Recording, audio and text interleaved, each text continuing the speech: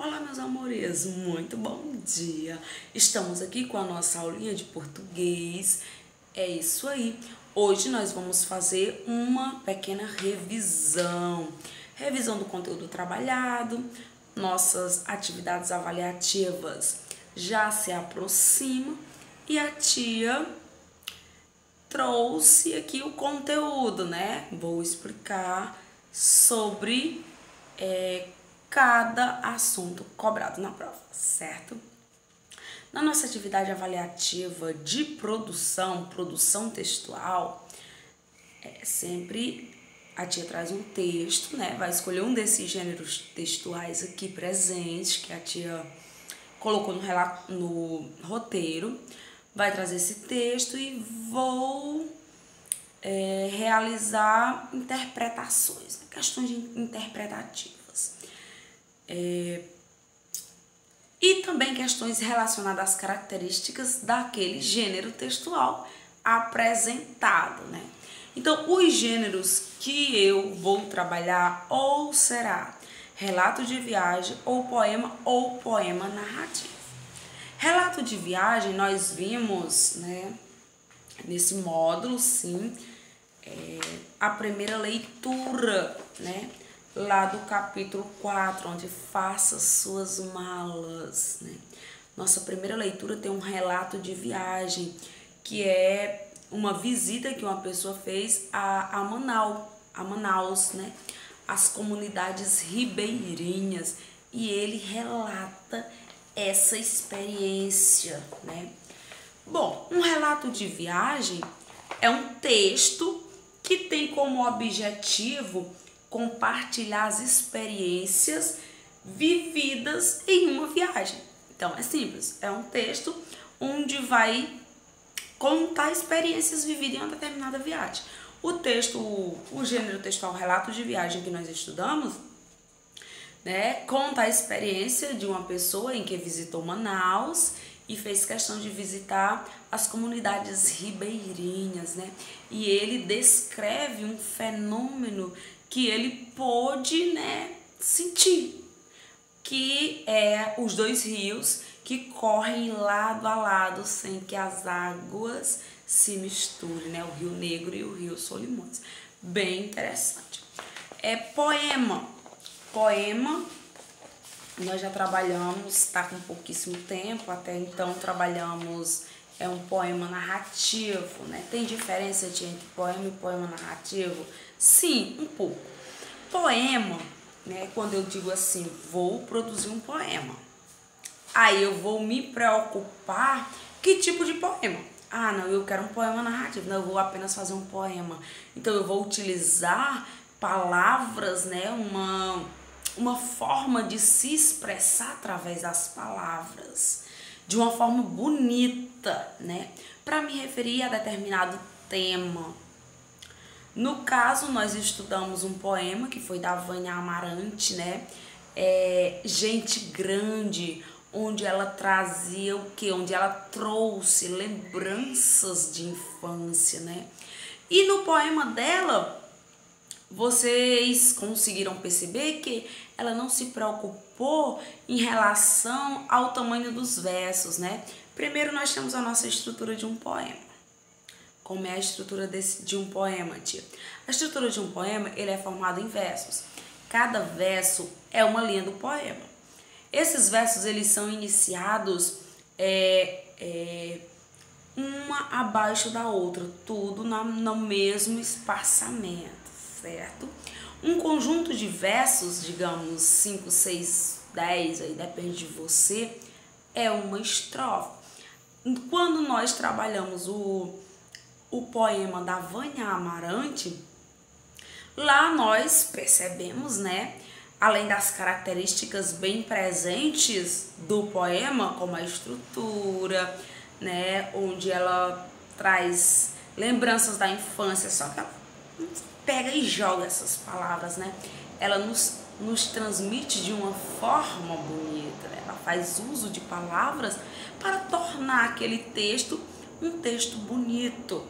Nós vimos que ela não se preocupou em relação ao tamanho dos versos. Tem um verso mais extenso, tem um verso mais curto. Os versos não apresentam rimas. Tia, isso pode? Sim, claro que pode. São os versos livres, tá? Onde o autor, ele não se preocupa muito em relação, né, à quantidade de sílabas poéticas de um poema. O tanto de sílaba que tem em um verso deve ter nos demais. Então, ela não se preocupou com esse assunto. E é o tipo de versos livres. Já no poema de Manuel de Barro, O Menino que Carregava Água na Peneira, que é um poema narrativo, aí lá é um pouco diferente. A estrutura permanece a mesma, né? São versos, cada linha desse poema é verso, conjuntos de versos, estrofes, só que em um poema narrativo, ele traz uma história, ele traz um enredo. No poema narrativo, ele tem personagens, ele tem espaço, tempo. O que é isso, tia? Primeiro ele vai trazer uma história, né? Um enredo. Como nós vimos na nossa última leitura, né? O menino que carregava água na peneira. Características de um poema narrativo, lá nós conseguimos identificar o enredo daquele poema, a história. E qual é mesmo, hein, tia?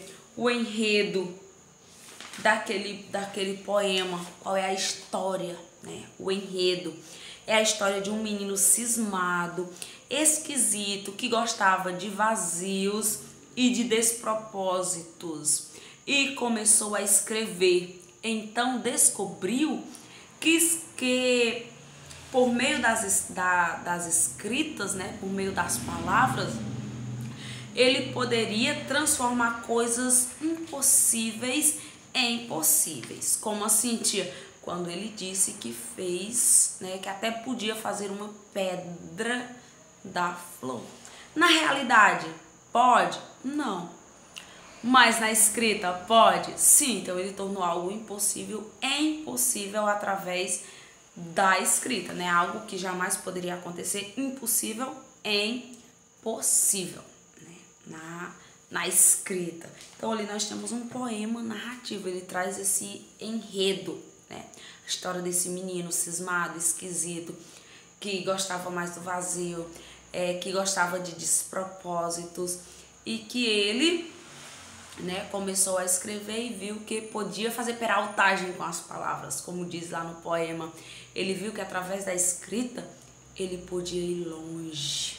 Então aí nós temos um poema narrativo. Tia, tempo e espaço. Tempo é quando indica a passagem de tempo em um poema. Como, por exemplo, naquele poema do Manuel de Barro, né? Uma passagem de tempo diz assim, ó: com o tempo, aquele menino que era cismado e esquisito. Com o tempo, isso quis dizer que ocorreu um espaço de tempo aí, né? Não foi bem que o menino começou a escrever e amanhã ele já descobriu isso. Não. Com o tempo. Então, houve aí algum tempo, né? Anos, talvez. E o espaço é onde acontece o enredo, onde acontece a história.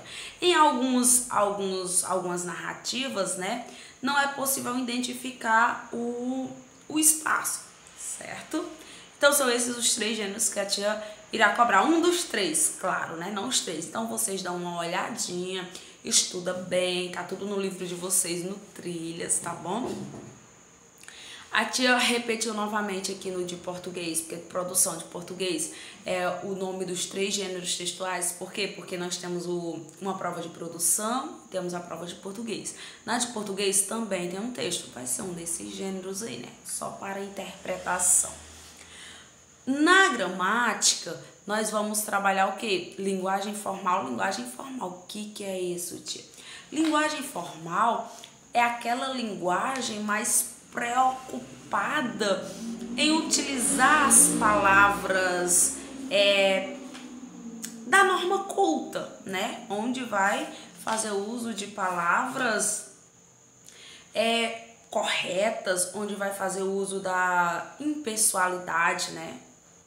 Norma, linguagem formal. Já uma linguagem informal é aquela linguagem descontraída, né? A linguagem formal, séria, né? Aquela linguagem séria.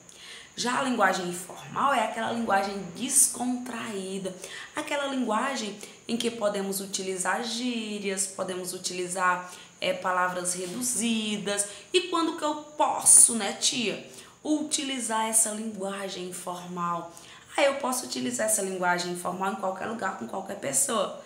Não, eu só posso fazer o uso da linguagem informal quando eu estou em um grupo de amigos, quando eu estou até mesmo com um único amigo, um bate-papo, né, em mensagem instantânea, ou quando eu estou conversando com familiares, porque tem uma aproximação, tem uma ligação, né, ou amizade, ou família, aí sim permite o uso da linguagem informal. Agora, para pessoas que não conhecemos, tá certo? Devemos sim usar a linguagem formal, né? Uma linguagem mais séria, uma linguagem que segue a norma padrão da língua. No livro Aprender Mais, até aí foi só no livro Trilhas. No nosso livro Aprender Mais, nós estudamos o quê? Sinônimo, antônimo e homônimo, né? O que é isso, tia? Sinônimo são palavras semelhantes, sentidos, né? Parecidos, são semelhantes. Antônimo, contrário, né?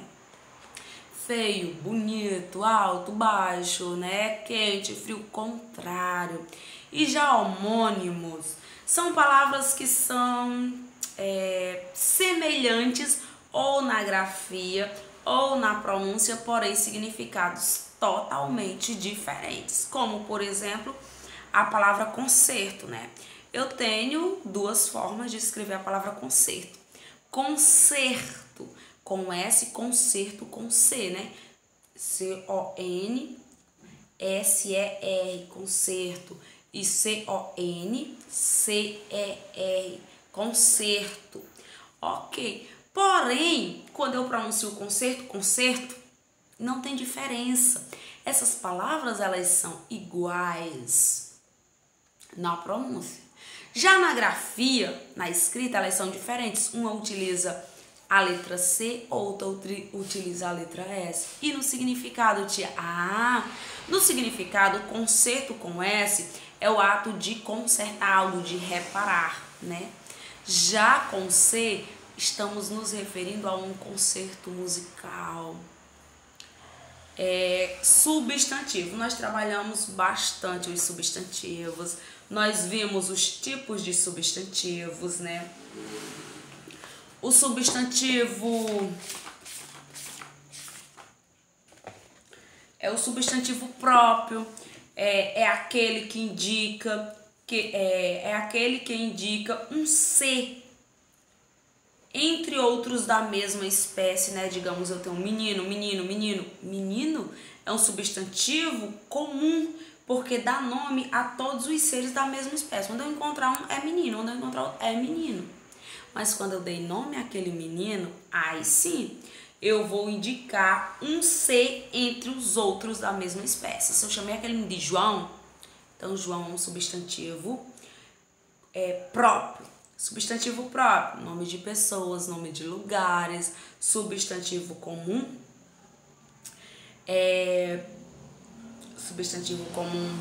nome de objetos, de animais, né? Depois nós temos o quê? Substantivo comum e substantivo próprio. Substantivo simples e substantivo composto. Substantivo simples é aquele formado por uma única palavra, né? Flor, sol. Já o composto é aquele formado por duas palavras. Guarda-chuva, guarda noturno, girassol. Então, ele é formado por duas palavras, girassol, girar, mais sol, duas palavras já existentes. Também nós vimos o primitivo e o derivado. O primitivo é aquele que dá origem a outras palavras. Fruta, livro, ferro. O primitivo é aquele que deriva, né, outras palavras, como por exemplo, eu tenho o primitivo fruta, eu vou derivar um substantivo do primitivo fruta, fruteira. Então, fruteira é o meu derivado e fruta é o meu primitivo. Nós também vimos o coletivo. O coletivo é o que indica no singular um grupo de coleção de seres da mesma espécie, como por exemplo, biblioteca. Estou me referindo a quê? A livros.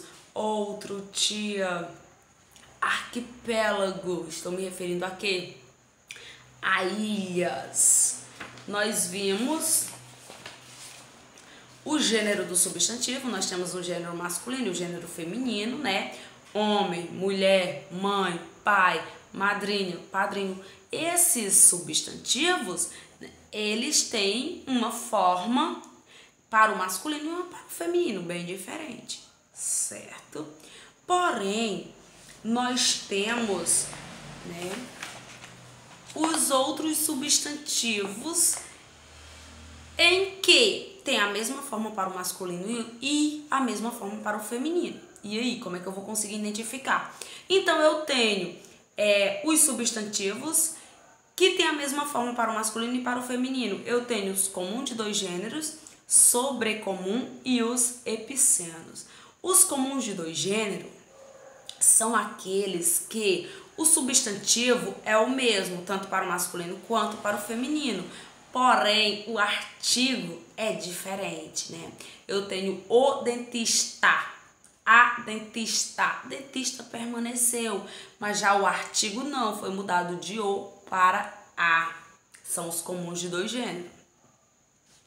Os sobrecomuns são aqueles que não têm alteração nem no substantivo e nem no artigo, né? Uma criança brincou durante a aula, né? Uma criança brincou durante a criança brincou durante a aula. E aí, tia?